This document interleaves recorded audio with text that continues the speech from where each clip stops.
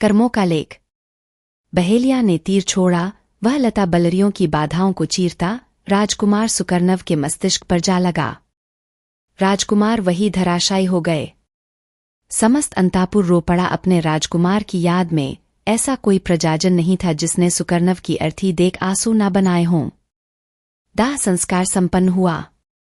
पुत्र शोक अब प्रतिशोध की ज्वाला में भड़क उठा और महाराज वेणुविकर्ण ने कारागृह से बंदी बहेलिया को उपस्थित करने का आदेश दिया।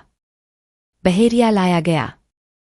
महाराज ने तड़पते हुए पूछा, दुष्ट बहेलिया, तूने राजकुमार का वध किया है, बोल तुझे मृत्युदंड क्यों न दिया जाए। बहेलिया ने एक बार सभा भवन में बैठे हर व्यक्ति पर दृष्टि दौड़ाई। फिर राजपुरोहित पर एक क्षण को उसकी दृष्टि ठहर गई। उसे कुछ याद आया। बहेलिये ने कहा, महाराज, मेरा इसमें क्या दोष। मृत्यु ने राजकुमार को मारने का निश्चय किया था, मुझे माध्यम बनाया, मेरी बुद्धि भ्रमित की और मैंने राजकुमार को कस्तूरी मृग समझकर तीर छोड़ दिया। जो दंड आप मुझे देना चाहते हैं वही मृत्यु को दें। चाहे तो राजपुरोहित से पूछ ले। यह भी तो कहते हैं कि विधाता ने जितनी आयु लिख दी उसे कोई घटा या बढ़ा नहीं सकता। घटनाएं तो मृत्यु के लिए मात्र माध्यम होती हैं। विकर्ण का क्रोध विस्मय में बदल गया।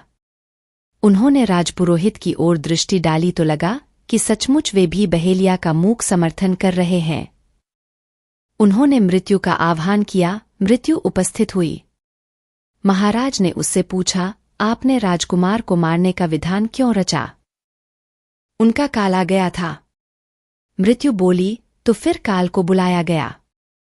काल ने कहा, मैं क्या कर सकता था महामहिम। राजकुमार के कर्मों का दोष था।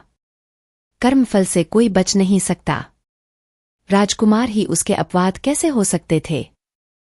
कर्म की पुकार की गई। उसने उपस्थित होकर कहा, आर्य श्रेष्ठ, अच्छा हूं या बुरा, मैं तो जड़ हूं। मुझे तो आत्मचेतना चलाती है, उसकी इच्छा ही मेरा अस्तित्व है। आप राजकुमार की आत्मा को ही बुलाकर पूछ लें, उन्होंने मुझे क्रियान्वित ही क्यों किया। और अंत में राजकुमार की आत्मा बुलाई गई। दंडनायक ने प्रश्न किया, भंते, तुम कर्ता की स्थिति में थे, क्या यह सच है कि तुमने कोई ऐसा कार्य किया जिसके फलस्वरूप तुम्हें अकाल कालकप्लित होना पड़ा। शरीर के बंधन से मुक्त, आकाश में स्थिर। राजकुमार की आत्मा थोड़ा मुस्कुराई, फिर गंभीर होकर बोली, राजन, पूर्व जन्म में ने इसी स्थान पर मांस भक्षण की इच्छा से एक मृग का वध किया था। मृग में मरते समय प्रतिशोध का भाव था, उसी भाव ने व्याध को भ्रमित किया, इसीलिए व्याध का कोई दोष नहीं, न मुझे काल ने मारा है।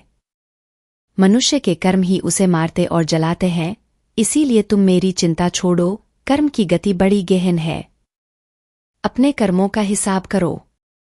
भावी जीवन की प्रगति और उससे स्वर्ग मुक्ति सब कर्म की गति पर ही आधारित है। सो तात, तुम भी अपने कर्म सुधारो। तो दोस्तों, आपको यह कहानी कैसी लगी?